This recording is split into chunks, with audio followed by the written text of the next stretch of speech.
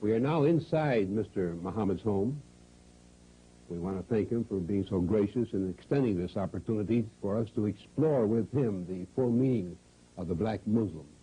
He has written a book called The Message to the Black Man in America, which will soon be published. And we have used this book to base a number of our questions to Mr. Muhammad. Mr. Muhammad, in this book you make a number of stipulations of which we would like to press you on in the course of this session today.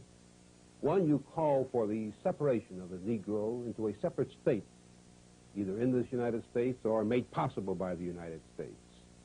Two, you say that war between the whites and the blacks is inevitable. Yes.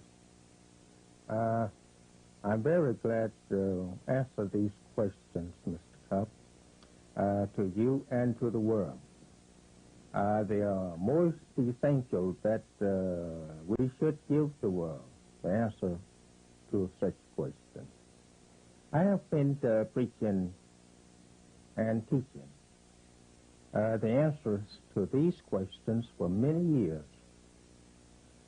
I give thanks first, Mr. Cup, to God, who came in the person of Master Farad Muhammad around 34 years ago now to me. And all that I have and been teaching, it is from him.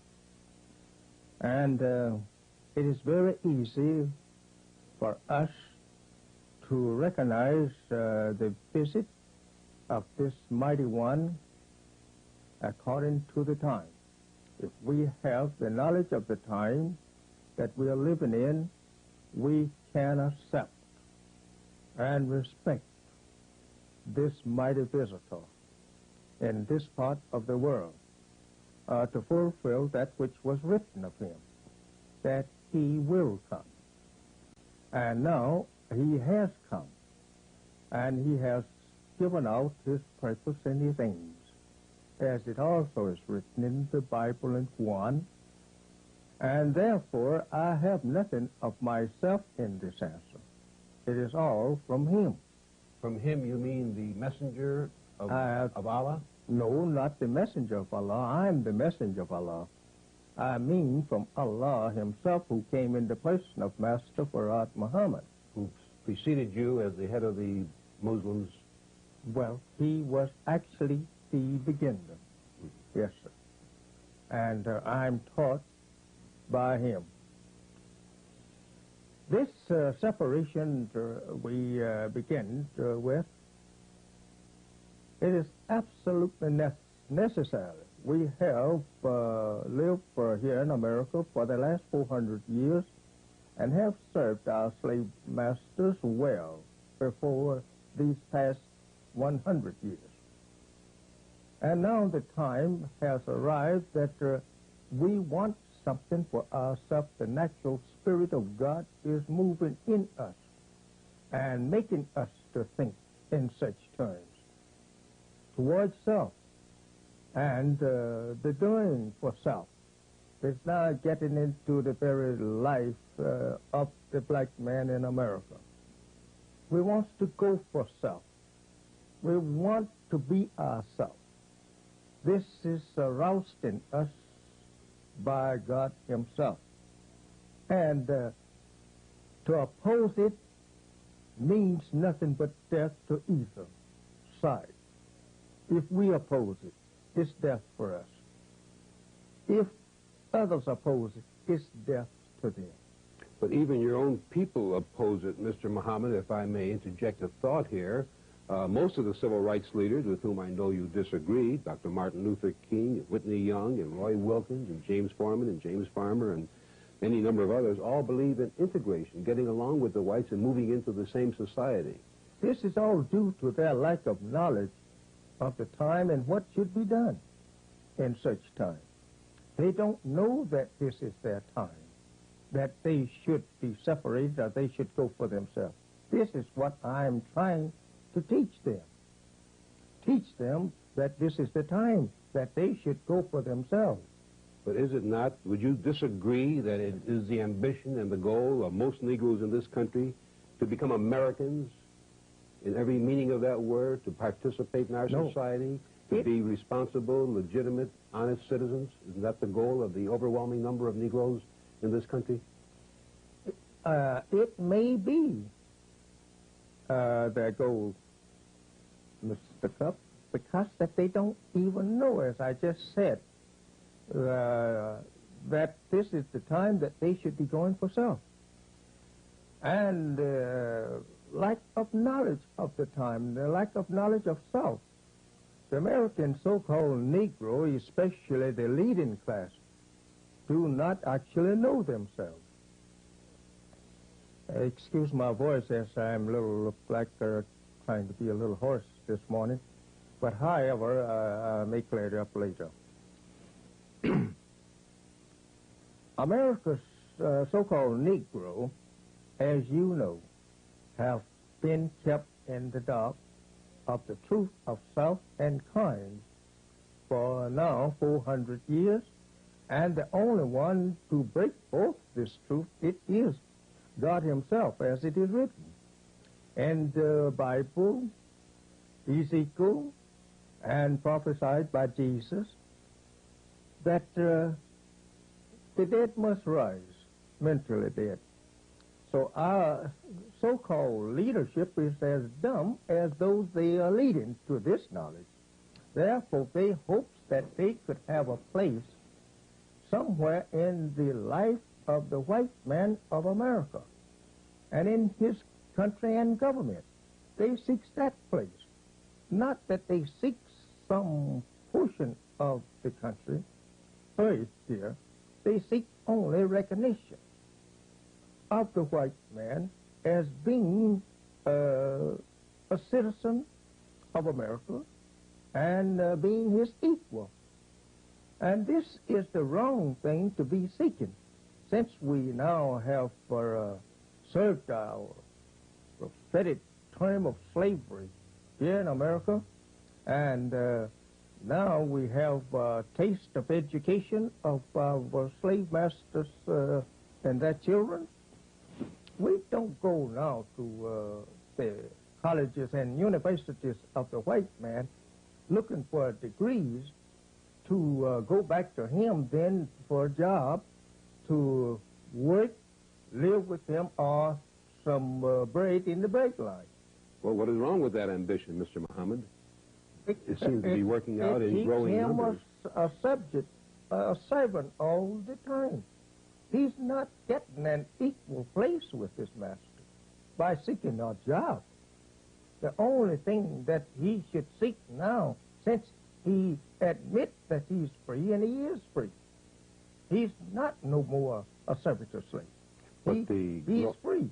The growing number of Negroes who have achieved prominence in all the fields of this country, economic, the social life, the arts, indicates that there is tremendous progress being made, and the growing middle class of the Negro is tremendous today, with a tremendous purchasing power. Mr. Cup, but the progress is only being made to the position or status of a more prominent servant, and not a servant that is equal with his master in owning such thing is placed on this earth that he can call his own like his master.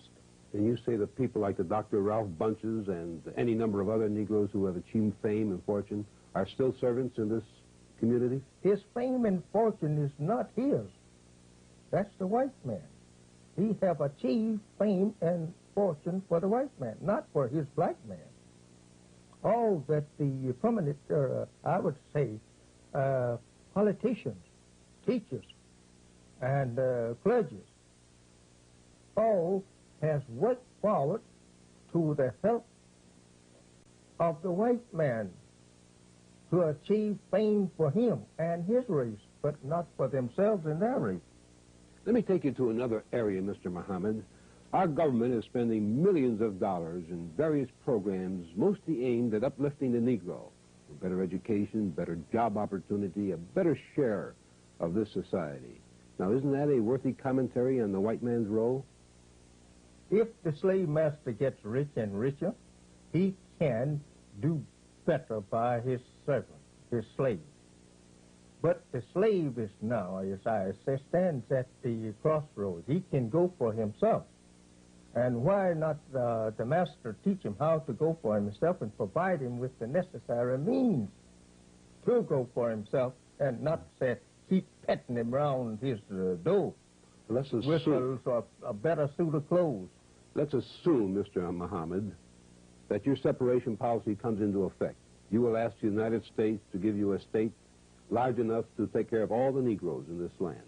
That would be about 1/5 of the territory. Well, it's about 22 or more million of us. And then you would ask the United States for 25 or 30 years, according to your book, The Message to the Black Man, No. to help 20 operate this for 25 or 30 years. Not 30. 25. 20 or 25. And also to give you a land that's fertile and rich in minerals so that the Negro can Make a thrive living. from the earth Yes, sir. a justifiable living. Yes, sir. How would you bring an economic system? How would you get people to start a new state? How would we get them to start? I'm asking you to put a start. You want the government to start the state for you, to build all the buildings and give you the educational system and give you the businesses. We believe that you are obligated to start start us off in such state according to your own civilization, or set up for your own civilization. It means that you have to set your own race up as an independent race here today, not what you had 400 or 500 years ago, but what you have today. Let me pause for just a moment, Yes, Mr. sir. Muhammad. We still have to interrupt for commercials on this Thank you. program. We'll pause for a moment and be right back with the Honorable Elijah Muhammad.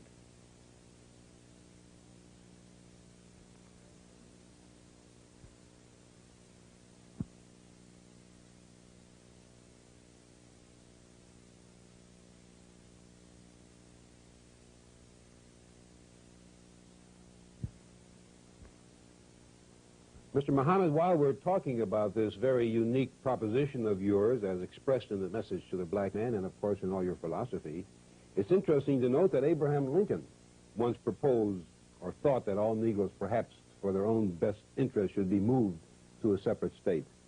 And Garvey, a great leader of the Negroes many, many years ago, proposed that the Negroes have their own state. He was never too successful. And if I remember correctly, the communists in the early 30s, at the height of the Depression, urged that the Negroes be given their own state in an effort to capitalize on their following, I presume. None of these ever came to fruition or were ever successful or ever interested too many Negroes. How do you figure that you today can get Negroes to leave this country of theirs and go elsewhere? Well, I will not have any power to do, don't have any power, to do any more than those teachers that preceded me on the same subject. I myself don't have any power of myself to bring about such change. But God is with me to bring it about. And the time is with me. How has your God, Allah, manifested himself in this presentation? He have manifested himself in the person of a man, and with the knowledge of the end of the history that we has been in service to white people, and the time that we should be separated from them. This knowledge was given by him, and he is the one that is backing it up. It is not me. I don't want you to look at me as nothing but a messenger. That's all I am, just a messenger to tell you what someone said to me. This now that I have said to you concerning the separation, it is not, say, contrary to prophecy, the sayings of the prophets concerning a separation of the slave and his master. It is not contrary. But where I comes in at there of asking you if you would like to do something for yourself and admitting this justice from yourself, as this is nothing but justice, to give the slave something to go with if you have freedom. That America has never done for us. Our parents was never given anything to prove for self. Now, the time have come that God himself will intervene to separate the so-called Negro or the lost members of their people, the black nation of the earth, from their once slave masters. This is the time, according to the prophetic sayings and writings of prophets, that we must be separated. I just want to ask you one question along the separation theory before we move on. There are approximately 22 million Negroes in the United States. Yes. There's an estimated 100,000 members of these who belong to your sect. Now, how can you expect 100,000 to dominate 22 million who don't feel the same way that you do? Oh, Mr. Cups, the number doesn't mean anything. We have history dating back that just less people than that. Even the people that dominated in the world today, your own race, they was not started with even 100,000. Only 59,000 was used to make your own world. It don't make any difference about the number. It's only the ones that believing in it, honest about accomplishing the aim and the purpose. If you had your choice of territory in this country, where would you select? Well, I'm not saying, as I have said time and again, I will not say where I would like to have a room in your house before ever you are willing to give me a room there. Mr. Muhammad, in your book, you also say that war between the non-whites and the whites is inevitable. If you will permit me, Mr. Cup, I would like to go back here to this separation again. All right. We often has been misunderstood on this. We know that the prophesied says that we should be returned or will be returned to our own. But I have said here in this book, and almost weekly I'm saying something about it, that if America wants to ease their troubles, as this is the trouble that she is confronted with, it is her slave. I don't care what someone might say or may say about the problem, but the problem of America, it is her slave. And the solution has been given. And this is just only a little twist of the solution that I am presenting to America today. That instead of all of this, I would say, mistreating the poor man crying out today for more justice and better justice, better recognition, put him over here in some place. You have a house big enough to do so. Put him over here someplace to himself, regardless to what he says. You knows the truth. You know that he should be somewhere to himself, because you will never agree to all that he demands you of. You cannot do so unless you want to become a subject slave yourself, or that you want to get in the same status that your slave is in, to yield to all of his demands.